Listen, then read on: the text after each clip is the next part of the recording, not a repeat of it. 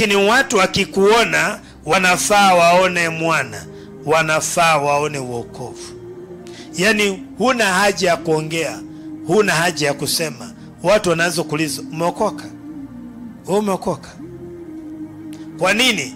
Maana ukisha okoka unachukua sura yake. Kama bado uko na tabia za baba yako na mama yako, bado haujafanyika mwana.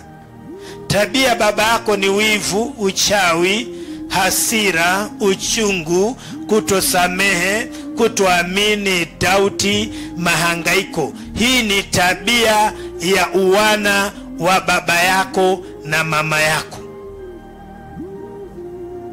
Lakini mtu anapokuja kwa Yesu, anaichukua sura, anaachilia sura ya baba yake, anawaachilia sura ya mama yake, anachukua sura ya Yesu, anafanyika mwana wa Mungu.